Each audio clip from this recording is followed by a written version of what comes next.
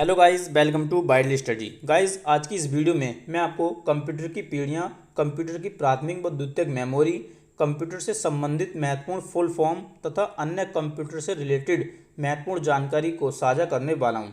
Video को last तक देखने पर आप कंप्यूटर के हर क्वेश्चन का जवाब देने में सक्षम हो जाएंगे, ये मैं गारंटी से कह सकता हूँ।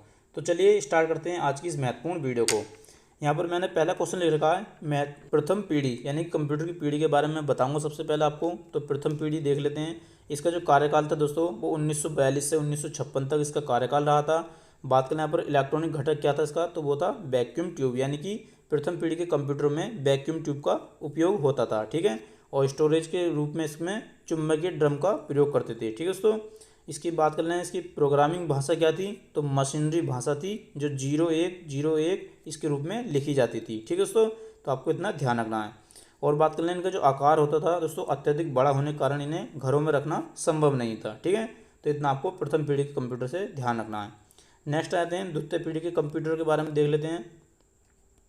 तो इनका जो कार्यकाल था दोस्तों 1956 से 1965 तक इनका कार्यकाल था। इलेक्ट्रॉनिक घटक की बात कर लें यहाँ पर, तो ट्रांजिस्टरों का इसमें उपयोग किया गया था जो अर्धचालकों से बने होते थे। ठीक है, और बात करें इनकी प्रोग्रामिंग भाषा क्या थी, तो असेंबली और मशीनरी भाषा थी द्वितीय पीढ़ी के कंप्यूटरों की। ठीक है, नेक्स्ट आते हैं तृतीय पीढ़ी के कंप्यूटर। इनका कार्यकाल 1965 से 1976 के बीच रहा। और इसमें बात करें इलेक्ट्रॉनिक घटक क्या था, तो इंटीग्रेटेड सर्किट का इसमें उपयोग किया गया था। ठीक है, इंटीग्रेटेड सर्किट जो आईसी चिप के बने होते थे। ठीक है दोस्तों, तो इतना आपको ध्यान रखना है। और इसी कार्यकाल में यानी तृतीय पीढ़ी के कंप्यूटर के कार्यकाल में ही इनपुट और आउटपुट डिवाइस जो कि कीबोर्ड, मॉनिटर, इनका उपयोग किया जाने लगा था तृतीय पीढ़ी के कंप्यूटरों में। ठीक है, नेक्स्ट आ जाते हैं तृतीय पीढ़ी के कंप्यूटर की जो प्रोग्रामिंग भाषा थी वो क्या क्या थी, pascal, photon, photon 1, photon 2, photon 3 और बेसिक, ये हाई लेवल की लैंग्वेज को इसमें उपयोग किया गया था। ठीक है, और बात करें यहाँ पर इस पीढ़ी के कंप्यूटर का जो आकार था वो पहली और दूसरी पीढ़ी के कंप्यूटर की अपेक्षा छोटा था। ठीक है दोस्तों, तो इतना आपको ध्यान रखना है तृतीय पीढ़ी के कंप्यूटर के संबंधित। नेक्स्ट आते हैं चतुर्थ पीढ़ी के कंप्यूटर। तो इसका जो कार्यकाल था दोस्तों 1975 से 1989 ईस्वी तक इसका कार्यकाल रहा। इसका इलेक्ट्रॉनिक घटक क्या था, माइक्रो प्रोसेसर की इसमें शुरुआत की गई। ठीक है दोस्तों, तो आपको ध्यान रखना है माइक्रो प्रोसेसर की जो शुरुआत की गई थी वो चौथी पीढ़ी के कंप्यूटर में की गई थी।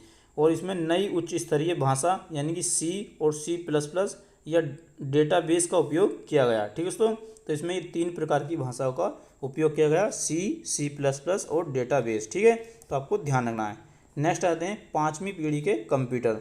इनका जो कार्यकाल है वो 1989 से अभी तक चल रहा है। और इसमें इलेक्ट्रॉनिक घटक की बात कर लें तो अल्ट्रा लार्ज स्केल इंटीग्रेशन का इसमें उपयोग किया गया है, यानी कि आर्टिफिशियल इंटेलिजेंस का उपयोग पाँचवीं पीढ़ी के कंप्यूटर में किया जा रहा है। ठीक है, और इसमें जो भाषा की बात कर लें तो उच्च स्तरीय भाषाओं का इसमें उपयोग किया गया है। कौन कौन सी, जावा, बीबी और .NET। ठीक है दोस्तों, इस प्रकार की इसमें भाषाओं का उपयोग किया जा रहा है पाँचवीं पीढ़ी के कंप्यूटर में। और बात कर लें इनका जो आकार है दोस्तों वो अत्यधिक छोटा हो गया है, जैसे कि लैपटॉप हुए, फ़ोन हुए, टैबलेट, इस प्रकार के यहाँ पर पाँचवीं पीढ़ी के कंप्यूटर हैं। ठीक है, और बात करें यहाँ पर आर्टिफिशियल इंटेलिजेंस शब्द का जो प्रतिपादन किया था वो किसने किया है, जॉन मैकार्थी। ठीक है दोस्तों, जॉन मैकार्थी ने आर्टिफिशियल इंटेलिजेंस शब्द का प्रतिपादन किया था। नेक्स्ट आते हैं यहाँ पर बात कर लेते हैं हम यहाँ पर आउटपुट और इनपुट डिवाइस के बारे में, ये क्या होती हैं। तो मैं आपको यहाँ बताने वाला हूँ आउटपुट और इनपुट डिवाइस क्या होती हैं। तो सबसे पहले यहाँ पर इनपुट डिवाइस के बारे में जानकारी ले लेते हैं।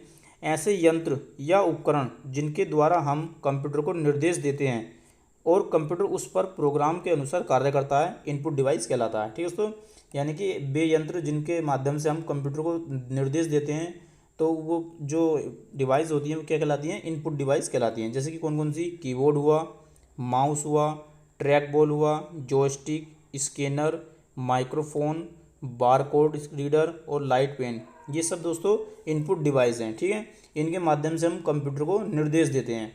यहाँ पर मैंने दोस्तों ट्रिक भी लिख रखी है इसकी, जैसे कि मशक्कली, इसका पूरा नाम है मशक्कली। M से आ जाएगा माउस, S से आ जाएगा स्कैनर, K से आ जाएगा कीबोर्ड, L से आ जाएगा लाइट पेन और I से आ जाएगा इनपुट डिवाइस। तो आपको ध्यान रखना है ये सभी जो उदाहरण है वो इनपुट डिवाइस के उदाहरण है। ठीक है दोस्तों, तो आई होप आपको ये समझ में आ गया होगा इनपुट डिवाइस क्या होता है। नेक्स्ट आ जाते हैं यहाँ पर आउटपुट डिवाइस। आउटपुट डिवाइस क्या होता है, ऐसे उपकरण जो प्रोसेस के बाद रिजल्ट देते हैं या प्रदर्शित करते हैं। ठीक है दोस्तों, तो वो क्या होते हैं, आउटपुट डिवाइस होते हैं। जैसे कि मॉनिटर, मॉनिटर दोस्तों हमें कुछ शो कराता है, यानी कि वो कंप्यूटर हमें कुछ देता है ना, कुछ दिखाता है, तो ये क्या होता है, आउटपुट डिवाइस होते हैं। प्रिंटर भी दोस्तों हमें कुछ देता है। पोस्टर, स्पीकर हमें आवाज़ देता है। तो ये सब क्या होते हैं, आउटपुट डिवाइस होते हैं। ठीक है, बात करें यहाँ पर जैसे कि स्क्रीन इमेज प्रोजेक्टर जो होता है वो सिनेमा घरों में जो इसका उपयोग किया जाता है, ये भी क्या है, एक आउटपुट डिवाइस है। तो आपको ये ध्यान रखना है, इन सभी के बारे में आपको ध्यान रखना है। आउटपुट डिवाइस कौन कौन से हैं, monitor, printer, plotter, speaker, screen image projector, ये सभी आउटपुट डिवाइस के एग्जाम्पल हैं। ठीक है, अब बात कर लेते हैं वे यंत्र जो इनपुट और आउटपुट दोनों हैं, जैसे कि modem, fax, touch screen, USB drive, ये सभी क्या हैं दोस्तों, इनपुट और आउटपुट दोनों डिवाइस हैं। ठीक है, तो इसके बारे में आपको ध्यान रखना है। नेक्स्ट आते हैं कंप्यूटर की यूनिट, ये आपको ध्यान रखना दोस्तों, और ये बेहद इंपॉर्टेंट है दोस्तों, कंप्यूटर की यूनिट। अभी मैं आपको एक यहाँ पर इमेज भी दिखाने वाला हूँ, ये मेरे एनटीपीसी एग्जाम में पूछी गई थी।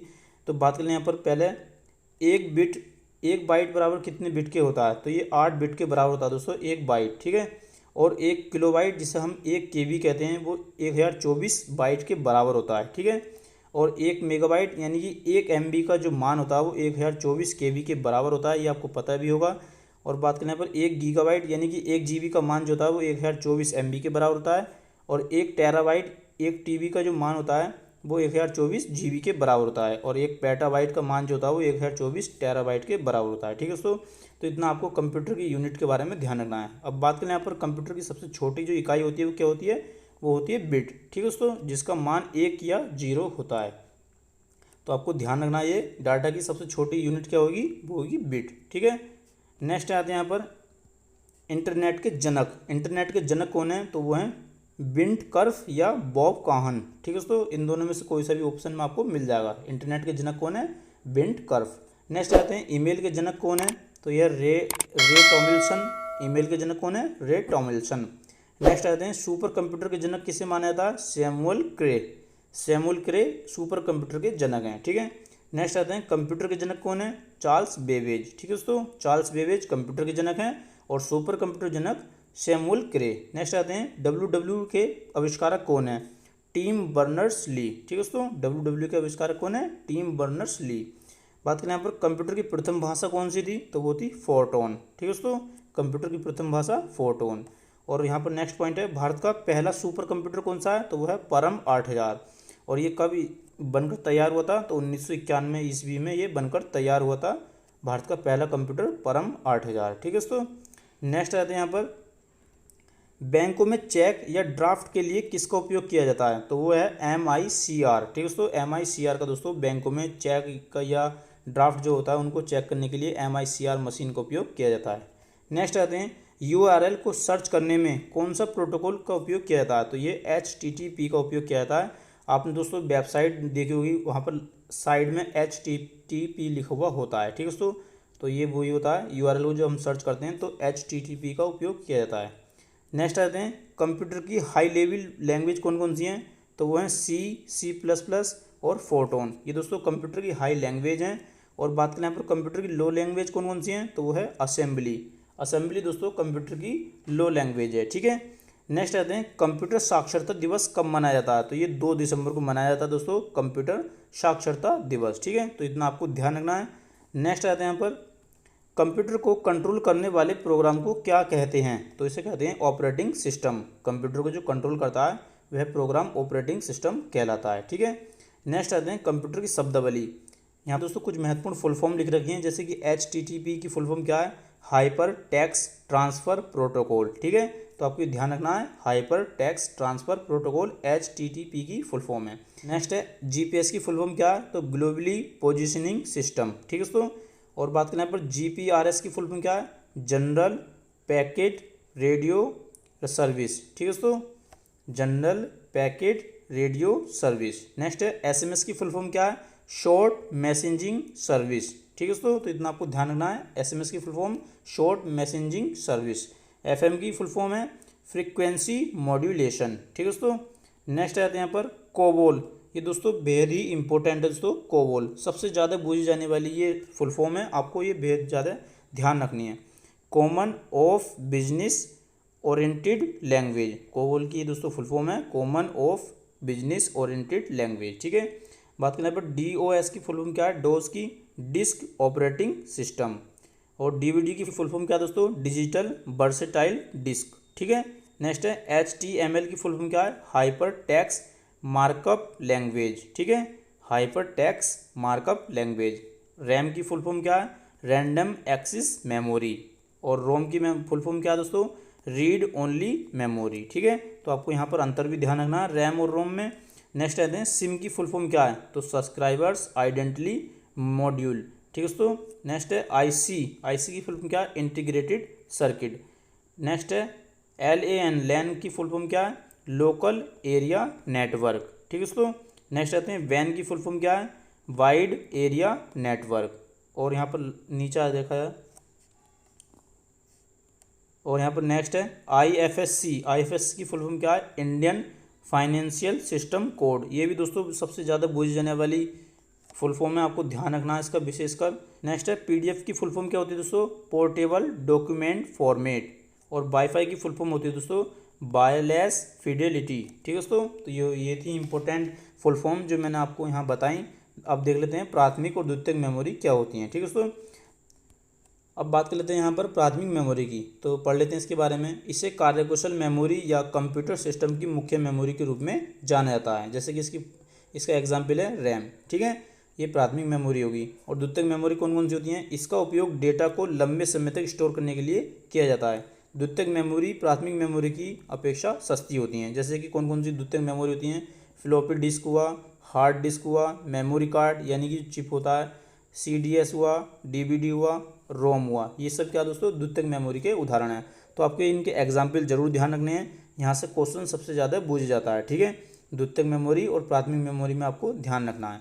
नेक्स्ट आते हैं यहाँ पर बग क्या होता है, कंप्यूटर में बग क्या होता है, तो पढ़ लेते हैं। कंप्यूटर के किसी प्रोग्राम में होने वाली त्रुटि क्या कहलाती है, बग। ठीक है दोस्तों, कंप्यूटर के किसी प्रोग्राम में होने वाली त्रुटि बग कहलाती है। और बात करें यहाँ पर हार्डवेयर क्या होता है, हार्डवेयर सॉफ्टवेयर आपने नाम सुना होगा, यहाँ पर मैंने लिख दिया इसके बारे में। कंप्यूटर के वे भाग जिन्हें हम हाथ से छू सकते हैं हार्डवेयर कहलाते हैं। जैसे कि CPU हुआ, माउस हुआ, मॉनिटर हुआ, ये सब हार्डवेयर होते हैं, इन्हें हम हाथ से छू सकते हैं। और बात करें यहाँ पर सॉफ्टवेयर, कंप्यूटर के वे भाग जिन्हें हम हाथों से नहीं छू सकते सॉफ्टवेयर कहलाते हैं। जैसे कि MS वर्ड हुआ, प्रोग्राम हुए, विंडो हुई कंप्यूटर की, ये सब क्या होते हैं, सॉफ्टवेयर होते हैं, इन्हें हम हाथों से नहीं छू सकते, ये कंप्यूटर के अंदर होते हैं। ठीक है।